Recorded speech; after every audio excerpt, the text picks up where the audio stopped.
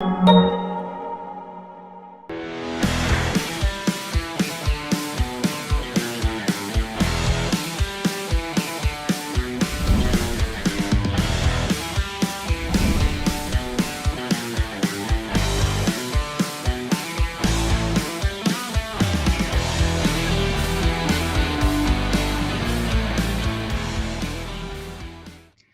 afternoon and welcome to IAB There, our weekly live stream in which we connect across the digital advertising ecosystem. I'm Libby Morgan, Chief Strategy Officer at the IAB. In today's session, which is called The Road to ALM, we are providing a preview of what you can expect in the upcoming ALM Town Hall, which will be presented by Oracle, entitled Brand Suitability, Can We Use a Scalpel Rather Than an Axe? Marketers and brands are increasingly leaning into brand safety tools to ensure their ads run the right content within the proper context, and that they are leveraging the technology that provides solutions to provide both adjacency and targeting. But ad targeting tools don't always have proper definitions for shifting content, which means marketers may not have full line of sight into which types of content will be running alongside their ads. Today, we have Jay Pinho, Product Lead, Brand Safety at Oracle Advertising, with us to discuss what marketers need to do to ensure that their investments are used as a force for good.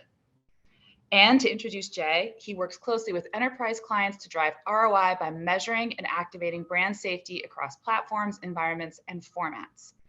Jay enjoys working on cutting-edge technology solutions to achieve business goals while distilling concepts into layman's terms for a non-technical audience. As a data analyst and coding junkie, he's taught himself Ruby on Rails and JavaScript. Very exciting. Welcome, Jay. It's great to have you with us today. Thank you, Libby. It's great to be here. Great, perfect. Well, your ALM Town Hall talks about using a scalpel rather than an axe. Can you tell us what you mean by that?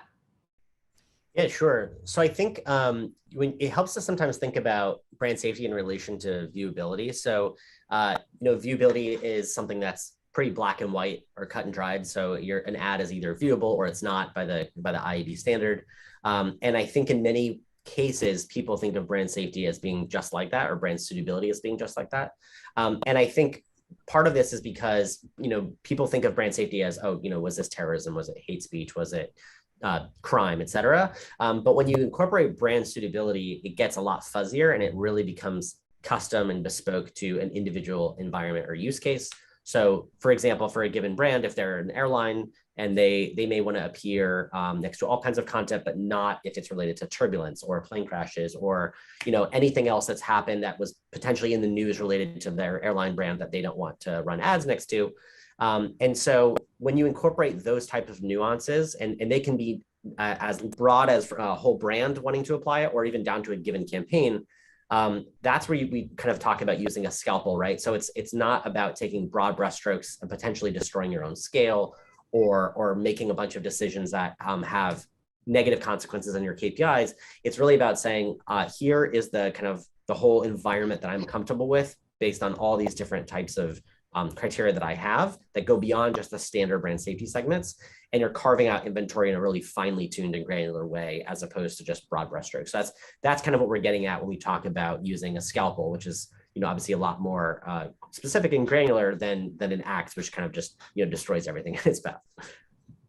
Yeah, that's interesting. You have to be more nuanced. You can't just do broad strokes, or you might miss an opportunity to connect with consumers. Yeah, that's exactly right. And I think, and one other thing I would add too is that in a lot of cases, when people hear brand safety or suitability, they immediately get into a defensive posture where it's like, oh, this is about blocking. This is about, I'm going to lose scale. I'm going to be yelled at by someone for some breach that happened.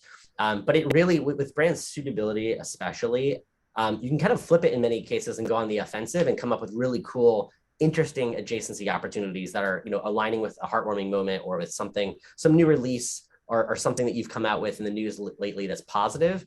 Suitability is just as much as aligning to the content you want to be next to. It's not just about defensively saying, I don't want to be here and I don't want to be there.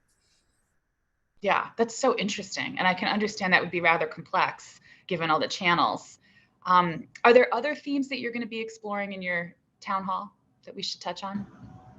Yeah, absolutely. So another area that we're talking about is just expanding what even brand suitability means. So if you think of brand safety as the baseline and suitability sits on top of that, there's kind of a whole world within brand suitability depending on how you define it. So it's not just custom brand safety segments. It's also things like how do I avoid disinformation, right? Which is something that Mhm. was probably not talked about that much in the industry, 5, 10 years ago, but is something that is frequently comes up in conversations between verification providers, brands, agencies, and publishers about, how do we stay away from sites that are created knowingly to propagate conspiracy theories and hoaxes and things like that. It can also encompass, for example, geo verification. So did I run in the countries or the DMAs that I was targeting? And what percentage of the time did I hit those targets? From our perspective, brand suitability can get really broad and very modular, right? You can add and subtract pieces depending on what matters for you. It's really about setting up a set of criteria at whatever level is appropriate. It might be at the conglomerate level, might be at the individual brand or campaign level, where we say, okay, here are all the whole list of things that I care about. Like I want to be in a brand safe environment. I want to have low fraud. I want to be running in the right geo. I want to be avoiding X, Y, and Z. I want to be aligning to something specific. And all those together, we kind of think as brand suitability. And so I guess the general theme we'd be looking at is, a lot of these tools, especially as we move into kind of a cookieless future, a lot of these tools are really, really kind of future proof in that way because they rely on things like context, like inventory, things that don't actually require persistent user identification in a way that might run afoul of GDPR, CCPA, et cetera. Yeah, and that is a very interesting topic for 2022, which is this post-cookie world. So thinking about that, how do you measure and optimize? How do you go about that? Yeah, it's interesting. There's been a bit of a pendulum swing, I think, in the industry, and maybe this just dates me for like how long I've been in the industry. But when I first started, I remember context. Like you think about the early days of ad tech, a lot of the conversation was around context matters. You worked with ad networks that would be specific to like the tech space or travel, and it was all about contextual targeting. And then kind of came the revolution with DMPs and third-party data.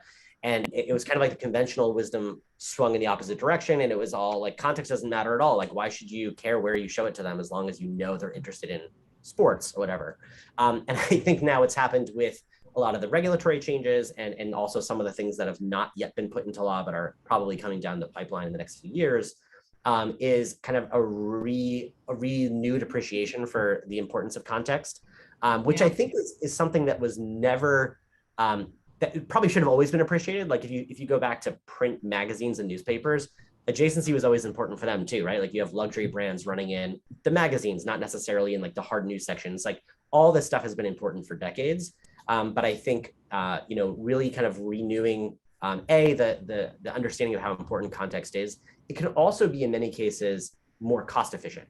So, and again, it varies heavily, right? But in many cases, audience-based buying can be quite expensive, and context can not only be in some ways cheaper, but it also, if it's done right and if you get the contextual understanding correct, it can produce really great alignment in a way that hitting the right audience doesn't necessarily do, because the audience is just one part of the story, right? Like you've reached this person who's in this demographic or has these interests, but that doesn't at all mean that the thing they're consuming at that moment is aligned with what you're trying to tell them. And I think that's something that's specific to context that doesn't really have a parallel in other types of targeting. That is so interesting. You're right, because the publishing industry used to care about context. And you're right. I mean, you and I have been in this industry for a long time. So we didn't consider it in the infancy of digital about the context. So it's very interesting that it's progressing to this point and it's now top of mind for marketers for sure. So taking this perspective then, how do you help educate the industry to drive adoption regarding a more precise approach to brand suitability? How do you think we educate?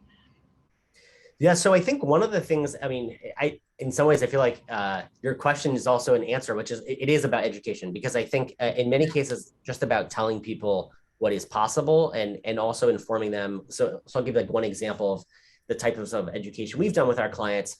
We've had clients that, for example, used contextual post-bid blocking using our tools, but we're not necessarily doing that same filtering in pre-bid. And so what you end up doing is winning a bunch of transactions, spending a lot of money on actual media investment, and then just blocking that inventory later on and just kind of wasting a lot of money. And so a lot of it is just helping clients understand, especially if they're not as technically into weeds, helping them understand like what the flow of an impression looks like, how you can be most efficient with your ad dollars. Like one of the things that maybe it's a bit cliche, but I found really easy to, a really good metaphor for explaining how pre-bid and post-bid work together is kind of like the difference between a weather forecast and having an umbrella. So like if you have pre-bid, it's kind of like if you're planning a picnic, you check the weather forecast before you decide which day you're going to have it. And that significantly increases your chances of like getting a sunny day. But then when you actually show up at the park, if it rains anyway, post-bid blocking is like your umbrella, right? It's real-time protection. And so kind of using sometimes metaphors like these, and especially with audiences that aren't going to necessarily know all the ins and outs of like what post-bid blocking means or how it works, I think is a big part of the picture, because you can end up wasting a lot of money without actually even realizing it if you're employing different technologies in the wrong order in the wrong place.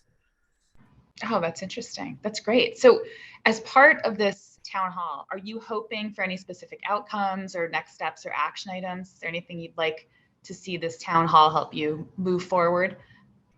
Yeah, for sure. I think, one thing, this has been probably harped on quite a bit over the last few years, but I think one thing we often try to emphasize is the importance of going beyond really basic, naive keyword only blocking, where you say like, here's my huge list of bad words, like block anytime these words appear. And we've done a lot of research that shows that it's absolutely not the right approach. I think probably most people are familiar with some of the common examples, things like even the word coronavirus. We actually did some research that found that on a sample of URLs, I think something like 80% of the pages that we examined that had the word coronavirus were actually safe as per our context technology. And so I think what that tells me is a few things. So one is that it's if you just use a really naive keyword only approach, you're going to actually kill scale. You're going to make your own buys more expensive. You're going to make the media ecosystem work less well.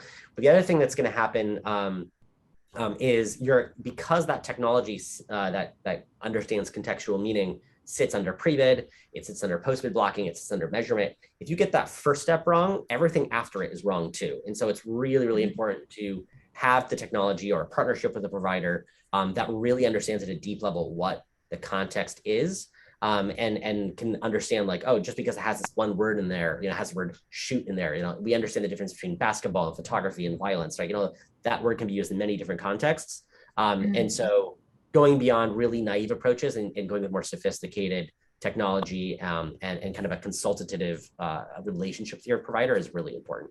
That's something that I think you'll probably see emphasized again at the town hall. That's great. Now, this is really interesting and it's really fun to talk about. Jay, thank you so much. This was very interesting. And we're really looking forward to your ALM town hall, which will take place on Wednesday, February 9th. I'm Libby Morgan. Thank you all for watching. Thank you.